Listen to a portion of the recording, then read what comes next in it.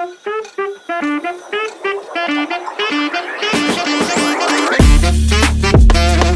To channel the way of law. तो जैसे हम लोग बर्डन ऑफ प्रूफ पढ़ रहे थे, तो बर्डन ऑफ प्रूफ के मैंने सारे सेक्शंस एक ही वीडियो में नहीं बनाए, अलग अलग करके बनाए हैं।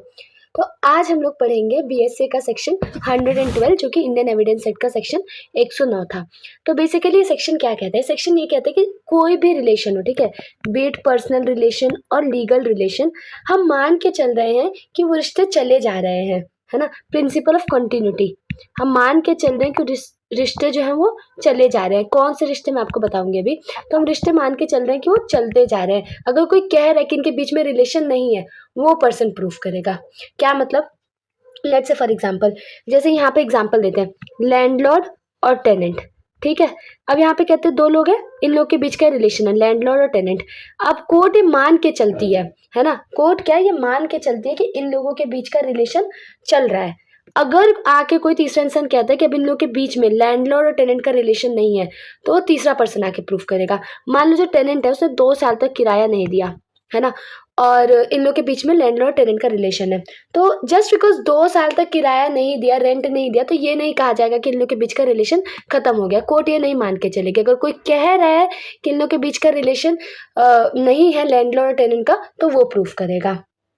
अभी जो मैंने आपको ये बात बताई थी ना, कि 2 साल तक नहीं दिया, या मतलब ये जो पूरा मैंने आपको समझाया, अभी जो एग्जांपल दिया, ये बेसिकली ऐसा ही एक केस है मिलता जुलता, जहाँ पे प्रिंसिपल क्लियर किया था सुप्रीम कोर्ट ने, है ना। इस केस का नाम है, आप केस लॉज भी लिख सकते हो, आपके लिए हेल्पफुल रहेगा, आप आंसर राइटिंग वगैरह करोगे तो, हरीश चंद्र वर्सेस घीसाराम, ठीक है। तो ये क्या है, यहाँ पे बेसिकली क्या है, प्रिंसिपल ऑफ कॉन्टिन्यूटी की बात करी गई। हम मान के चल रहे हैं कि जो रिश्ता है वो चलता ही रहेगा। This is called principle of continuity. अब आप एक काम करिए, इसे रीड करते हैं और फिर आगे देखते हैं, ठीक है। मैं आपके लिए रीड करती हूँ। When the question is whether persons are partners, देखो यहाँ पे कितने रिलेशन दिए गए, एक बोला गया पार्टनर्स, है ना, फिर बोला गया landlords and tenants, principal and agent, landlord tenant का भी है ना, प्रिंसिपल एजेंट का भी है, and it has been shown. यहाँ पे क्या वर्ड यूज हुआ, शोन। इसका मतलब क्या, जस्ट प्राइमा फेसाई आपने एविडेंस दे दिया, जस्ट सामने से देखने से पता लग गया कि हाँ ये लोग प्रिंसिपल एजेंट हैं, पार्टनर्स हैं, जस्ट आपने प्राइमा फेसाई इस चीज का एविडेंस दे दिया। शोन मतलब क्या, प्राइमा फेसाई एविडेंस, है ना। तो ये क्या कहते हैं कि has been shown that they have been acting as such, the burden of proving that they do not stand or have ceased to stand, मतलब इन लोगों के बीच का रिश्ता खत्म हो चुका है, इन लोगों का ब्रेकअप हो चुका है, to each other in those relationships respectively is on the person who affirms it। तो जो कह रहे हैं इनका ब्रेकअप हो चुका है, वही प्रूफ करे कि इन लोगों का ब्रेकअप हो रखा है। वरना कोर्ट तो पैचअप में ही मानती है, कोर्ट मानते हैं कि इन लोगों के बीच का रिश्ता चल रहा है। अब जिसको फूट डालने की आदत है, वो कह रहा है कि ब्रेकअप हो चुका है, वही प्रूफ करे कि हाँ इन लोगों के बीच का रिलेशन नहीं है। बेसिकली अलग अलग मैंने बनाया जिससे कि आपको समझने में थोड़ा आसानी रहे, ठीक है। अब हम लोग देखते हैं अगला सेक्शन, सेक्शन 113।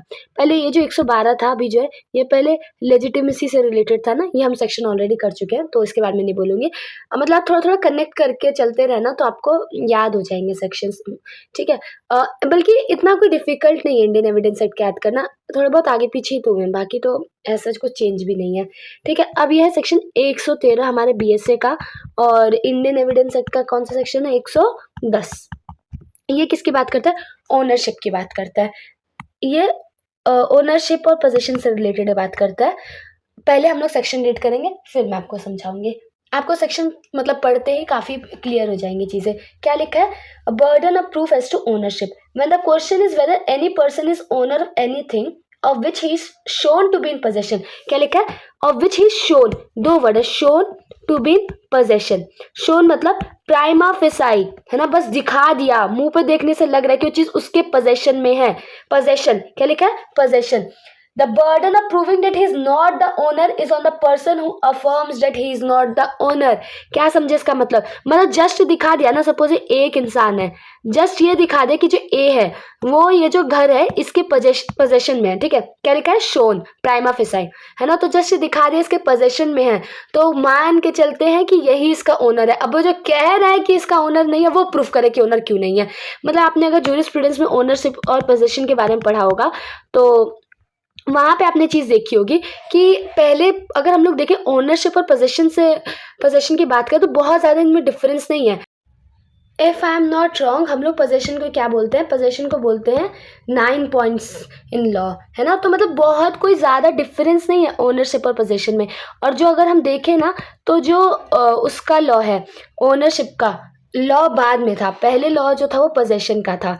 देखते नहीं थे पहले था किसके कितने कब्जे में कितना है ना। तो डिफरेंस बेसिकली इन दोनों के बीच में यही है। अगर हम लोग जूरिस्प्रूडेंस के भी पॉइंट ऑफ व्यू से देखें तो जिसके पास पोजेशन ओनरशिप है वो डिस्ट्रॉय कर सकता है अपनी प्रॉपर्टी को, जैसे मर्जी वैसे कर सकता है। पोजेशन मतलब कुछ चीज़ें थोड़ा सा ही डिफरेंस है, बहुत ज़्यादा डिफरेंस नहीं है।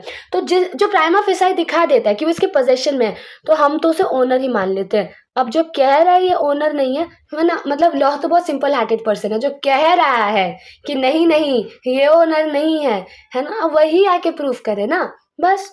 क्या ही है, कितनी इजी इजी सेक्शंस है, नहीं मुझे तो लग रहा है काफ़ी इजी है। बाकी ऐसे आप स्पेसिफिक रिलीफ एक्ट है ना, उनके भी कुछ सेक्शन से आप उनसे इसे रिलेट करके पढ़ सकते हैं, है ना। अगर आपको ऐसे आप बताना कौन कौन से सेक्शन से आप इसे कनेक्ट कर सकते हो और क्या कनेक्ट कर सकते हो, ठीक है। कमेंट से ज़रूर बताना अगर आप पढ़ते हो तो। ओके, अब आता है हमारा लास्ट सेक्शन इस वीडियो का, और वो है हमारा इंडियन एविडेंस एक्ट का सेक्शन 111, और हमारा बीएसए का कौन सा सेक्शन है, बीएसए का सेक्शन 114, ठीक है। इसमें क्या बात करी जा रही है, इसमें ये बेसिकली बात करी जा रही है कि क्या होता है कि कभी कभी लीगल रिलेशनशिप्स होते हैं, है ना, वो अनइक्वल होते हैं। अनइक्वल क्या होता है, मतलब दो लोग हैं तो एक थोड़ा इन्फ्लुएंशियल पोजीशन पे रहता है ना। मतलब एक मान सकते हैं रिलेशन जो है एक एम्प्लॉयर एम्प्लॉय का हो गया, टीचर स्टूडेंट का हो गया। तो हम मान के चलते हैं मतलब एक जो रहता है एक थोड़ा इन्फ्लुएंशियल पोजीशन पे रहता है ना, और जो दूसरा रहता है वो इन्फ्लुएंशियल पोजीशन पे नहीं रहता। मतलब रिलेशन में इक्वालिटी नहीं है ना इनइक्वालिटी है ना, देयर इज नो इक्वालिटी। अब जैसे मान लेते हैं हम लोग एडवोकेट और क्लाइंट का रिलेशन है ना। तो इसमें क्या है, एडवोकेट जो एक इन्फ्लुएंशियल पोजीशन पे है, एडवांटेजेस पोजीशन पे है ना, वो चाहे तो क्लाइंट के साथ कुछ गलत भी कर सकती है ना।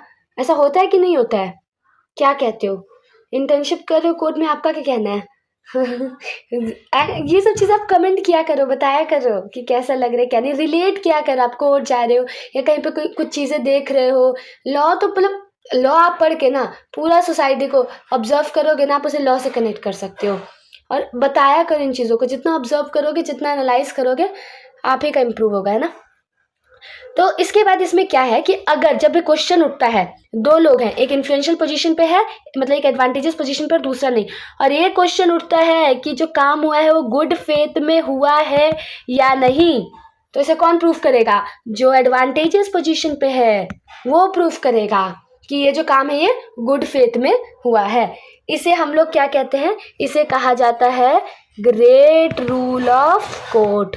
क्लियर है, चलो एक बार रीड कर देती हूँ, है ना, फिर आप लोग भी जा सकते हो ये है proof of good faith in transaction where one party is in relation of active confidence, where there is a question as to the good faith of a transaction between the parties, है ना, कि जो transaction हुआ है वो good faith में हुआ है या नहीं, one of whom stands to the other in a position of active confidence, है ना, एक इन्फ्लुएंशियल पोजीशन पे, एडवांटेजेस पोजीशन पे है। The burden of proving the good faith of the transaction is on the party who is in a position of the active confidence. समझ आया, है ना। तो चलो अब हम लोग इलस्ट्रेशन देख लेते हैं। पहला इलस्ट्रेशन ए क्या कहता है, the good faith of a sale by a client to an advocate is in question in a suit brought by the client, the burden proving the good faith of the transaction is on the advocate. तो जैसे मैंने आपको advocate client का example दिया था, है ना। तो इन लोग के ट्रांजेक्शन में अगर कोई इश्यू उठता है कि गुड फेथ में हुआ है या नहीं, तो कौन प्रूफ करेगा, एडवोकेट साहब ही प्रूफ करेंगे, और कौन प्रूफ करेगा, क्योंकि वो तो इन्फ्लुएंशियल पोजीशन पे है कि नहीं, इन्फ्लुएंशियल पोजीशन ओके, दूसरा illustration, the good faith of a sale by a son just come of age to a father is in question in a suit brought by the son, the burden of proving the good faith of the transaction is on the father। तो obviously father son के बीच में मुझे याद ही नहीं आ रहा, मतलब उसमें ये रहता है कि बाप बाप होता है ना कुछ ऐसा है, तो जो father remains father, तो यहाँ पे कौन इन्फ्लुएंशियल पोजीशन पे है, फादर, तो प्रूफ कौन करेगा, फादर। इज इट क्लियर, तो I hope this is clear. और आप इसको क्या कहते हैं कि इंडियन कॉन्ट्रैक्ट एक्ट से भी जोड़ सकते हैं, सब जुड़ा हुआ है, आप ठीक से पढ़ो तो सब समझ आएगा। If there is any doubt any feedback, है ना, ज़रूर से कमेंट बॉक्स में लिखो, and I will be happy to see that. Thank you for watching this video. Hare Krishna. Video तो एंड हो चुकी है, पर आप हमसे कनेक्ट कर सकते हैं हमारे इंस्टा आईडी पे, लिंक डिस्क्रिप्शन में दिया गया है। और ऐसी और वीडियोस देखने के लिए हमें सब्सक्राइब करें। हरे कृष्णा।